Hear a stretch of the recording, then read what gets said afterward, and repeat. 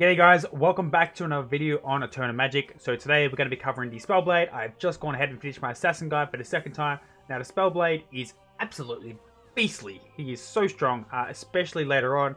So a lot of people said that the Mage is stronger than the Spellblade, and I would argue, yeah, the Mage is pretty strong, but the Spellblade may be stronger.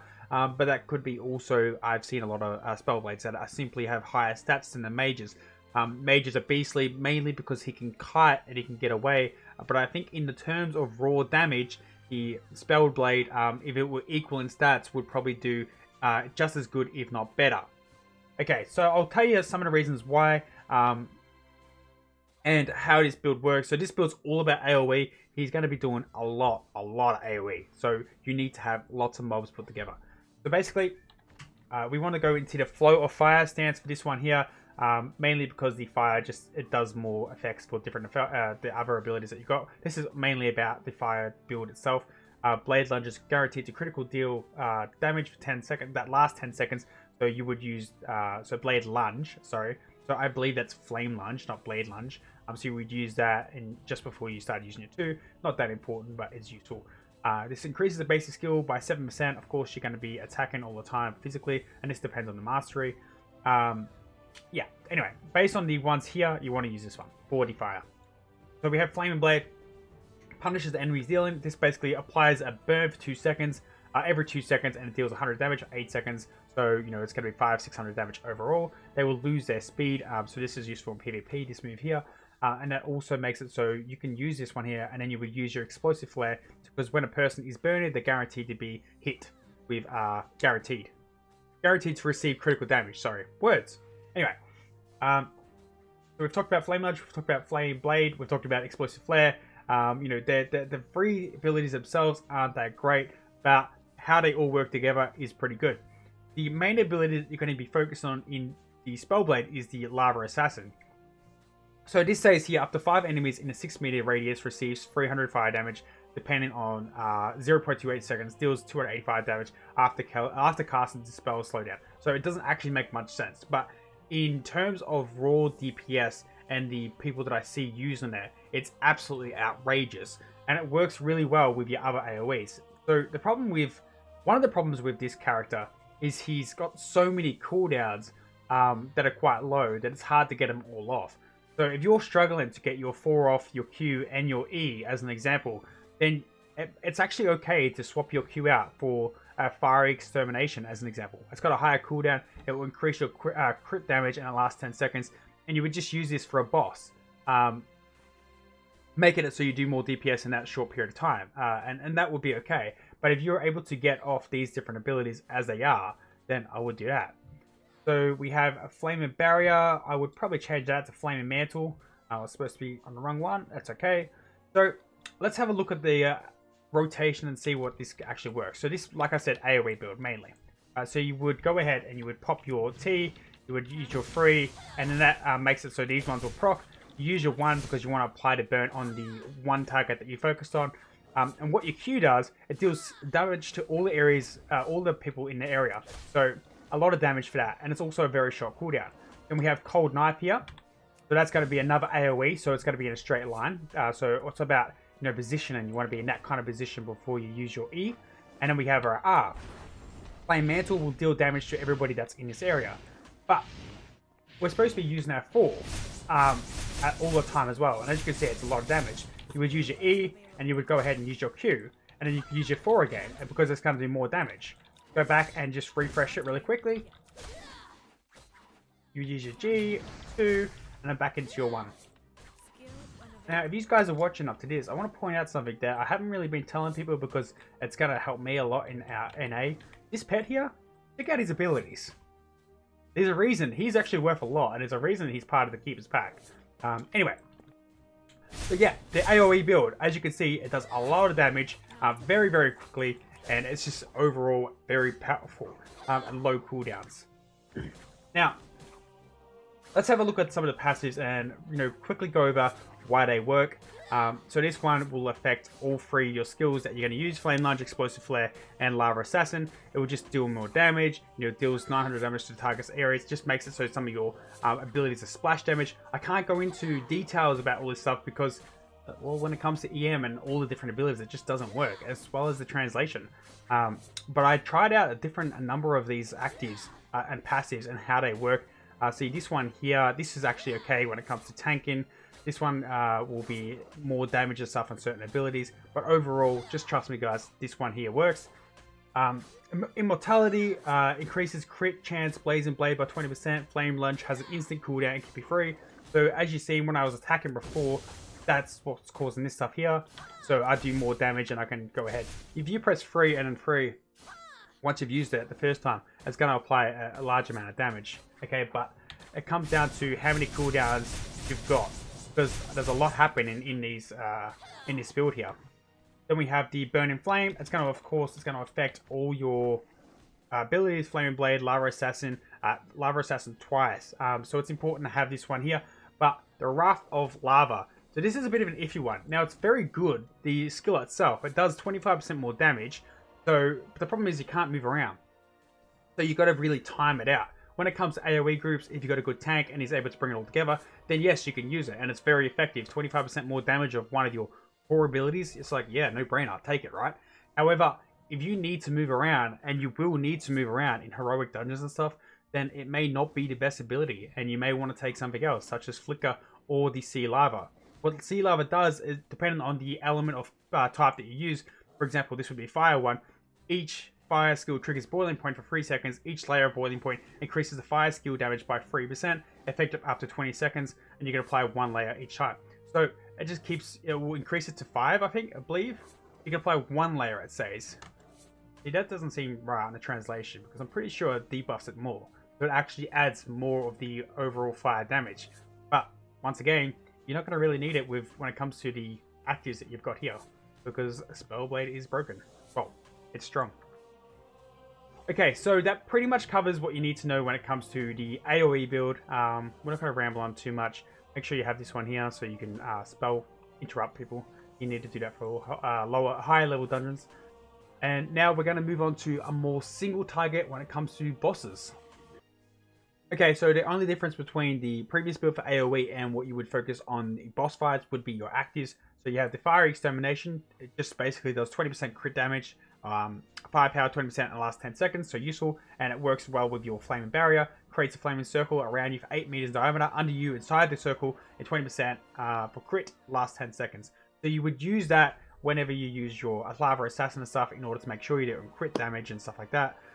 It's just overall useful, and the AoE, I feel like it won't be as much damage simply on bosses. Trash mobs, no doubt, use that. Use the AoE build. And then we want to have the Crystal Shield, so you can go ahead and you could use something else. You might want to use the Anti-Dragon Block. This is a tank mechanic, but it's useful even for this kind of build, because if you were in this wrong situation and the boss attacks you, you can use that, or you can use it to basically absorb a damage, absorb a attack, and then you can use a counter attack, and it's got a very short cooldown. It could be useful when it comes to high level dungeons, but overall I would just use a Crystal Shield because it just makes it so you're going to take less damage, because sometimes the healers in this game, they don't generally either A, they don't heal properly, or B, they have I don't have too much practice when it comes to heals, but I just know that there's not a lot of heals coming in usually, so it can be quite tough. So you need to be self-sustainable, and you can keep yourself alive by means of shields and etc. That's pretty much all you really want to change. Maybe Wrath of Lava I would change over to the Boiling Point, but everything else would stay the same for the bosses.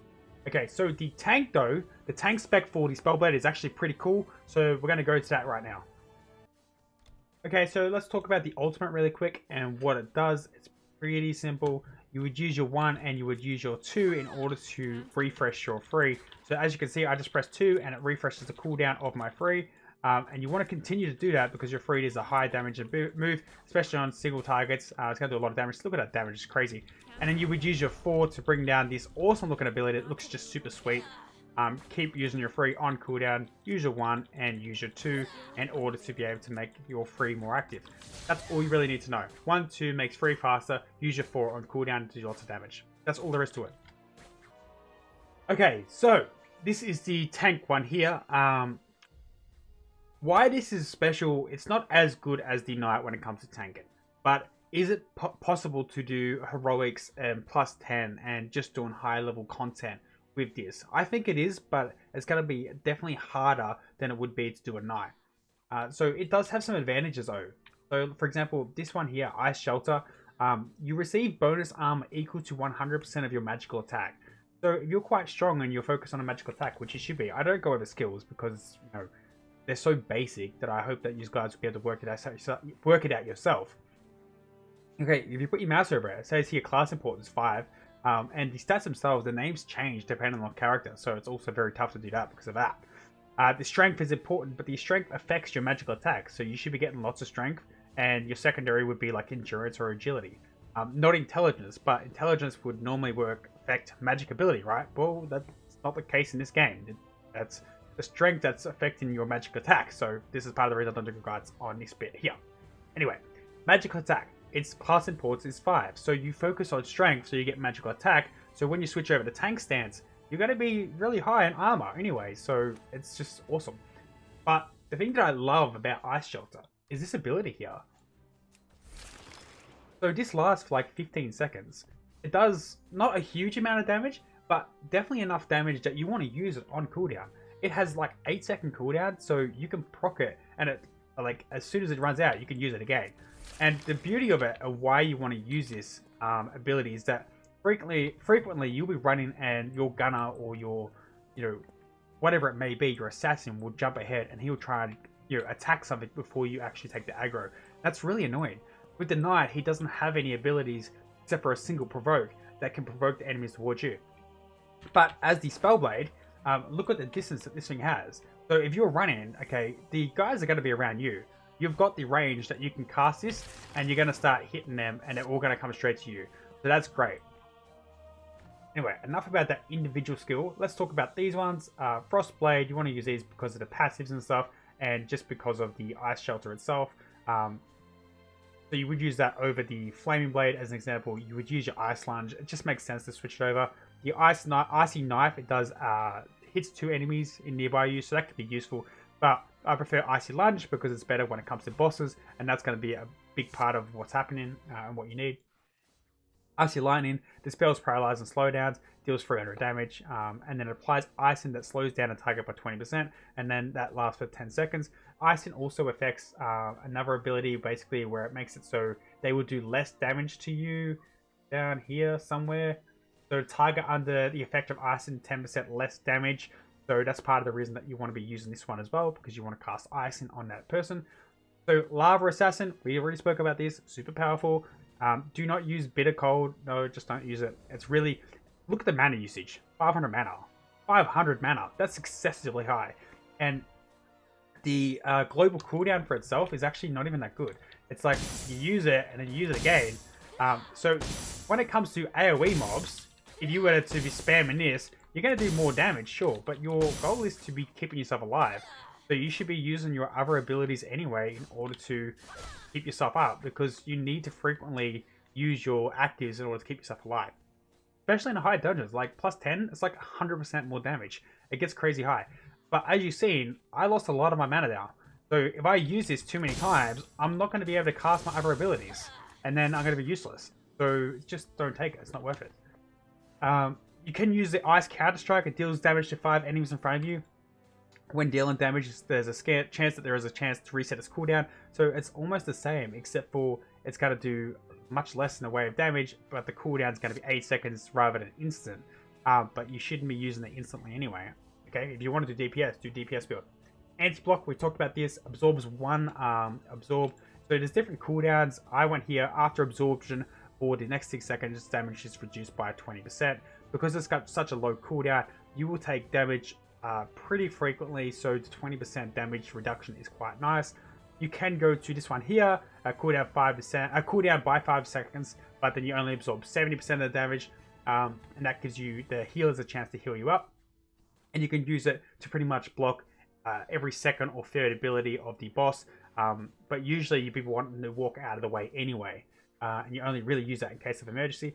So we have Icy Skin, 2-minute cooldown, huge cooldown, but it only lasts 8 seconds. Then we have, of course, you can change it with your runes. So we can go like that, cooldown 15 seconds, so it's slightly better. But, once again, I prefer this one here.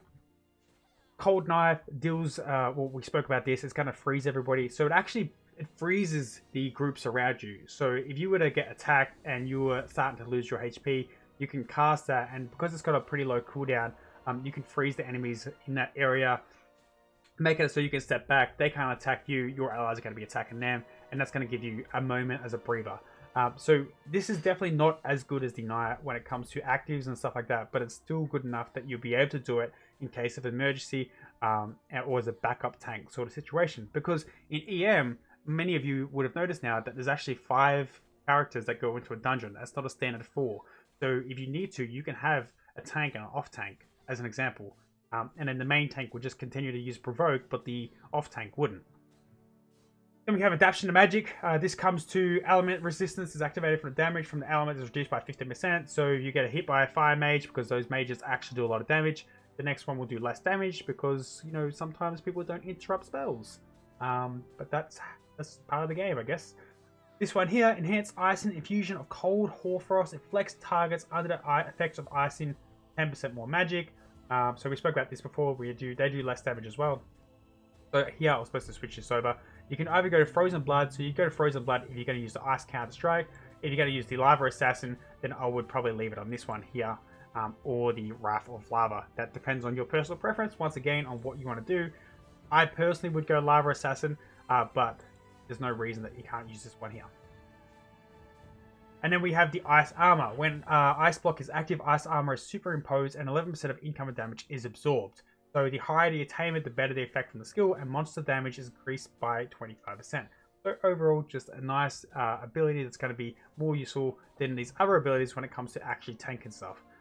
So we have Icy Cold here. A lot of people are going to see this and be like, well, why not? Because Icy Strike and the Floating Ice, if you have a look at the abilities themselves, let's have a quick look here. This one here places Ice Circle under you for 10 seconds. Allies in the area get 30% sped up the last 10 seconds. Well, that's useful for avoiding abilities, but unless your ping is like 350, you don't really need it. Like I play on 160, it says 160, but when I use my ping reducer, exit lag, by which if you guys need exit lag, please use my URL. It actually supports me and Weeb, and we get a small portion of what you guys spend when it comes to that. The exit lag will tell us that the ping is actually, the MS is like 300, so I feel like the client is not actually active. And I tried some other ping reducers as well, and it wasn't working quite as well as exit lag is doing for me. So when it comes to Icy Strike, it's just not that useful. And then what was the other one? Floating Ice. Go back up to Floating Ice here. Increases frost damage dealt by 10%. Well, we're not doing this for DPS. We're doing this to kind of draw aggro and be a tank and just kind of stand there and take it and do some kind of damage. The thing that you need to note when it comes to using the tank for this class here is you got to get a lot of raw armor from the 100% magic attack threat dealt. Sorry, you got to get lots of armor based on your magical attack, but then you need to master the anti-dragon block. You need to absolutely practice this because that's the difference between being a good and being a not so good Spellblade tank. Okay, so the ultimate for the tank is actually pretty useful. In the sense of it will heal you up, and you would use it when your healer dies or something and you'll need to end of a boss as an example, or you just really need to increase your defense because you've pulled too much trash on you. So let's quickly check out the ultimate itself. So you would use your 1 and 2, and what it does is it increases this soul power up here, and then you would use your 3 in order to, whoops, use it way over there apparently, to place damage down. And what's happening, if you can see, I've got 3 pure souls at the moment, and each time I cast 1 or 2, it's actually increasing my HP. It's giving me heals back. Then of course you've got your 4. This number 4 here will place a defense on you. Will give you a buff for your armor. We'll have a quick look at the skills themselves because it's so damn fast. If you have a look at the awakening, get rid of my martial wolf. So this launches 2-handed sword damage blocking for 6 seconds at distance for 25% of allies damage. Each second recovers 600 HP. So that's useful for when it comes to group activities and you healing your allies and defending everybody. This one here, at the end of Pure Soul Force, create a sword that deals X amount of damage. Using more than 1 soul, each layer of sword field damage equals more strength. So the more souls you have by using 1 and 2, the more damage this is going to do. Then it says here, Kill and Blow does X amount of damage, and it gives you 1 pure soul. This one will give you 3 pure souls. It deals 800 damage, and then every single time that you use 1 or 2, it says at the bottom here, pure soul, every 1 level you recover 351 health. So it's not a lot of HP, but it's going to be enough to be able to sustain yourself while your tank, or your healer is trying to increase his mana because he may have gone because he's used too much very quickly, or he's trying to heal allies because they weren't able to get out of their circles. So you would go ahead and pop this, use your 4 and heal up your group. So utility wise and how versatile it is, it's just really cool and very strong in my opinion. Thank you for watching. Make sure to check out our other videos. You can support the channel by showing the love and commenting below and checking out those we are affiliated with. You can also get access to all our different social medias, which I'll link down below. Until next time, Coffee out.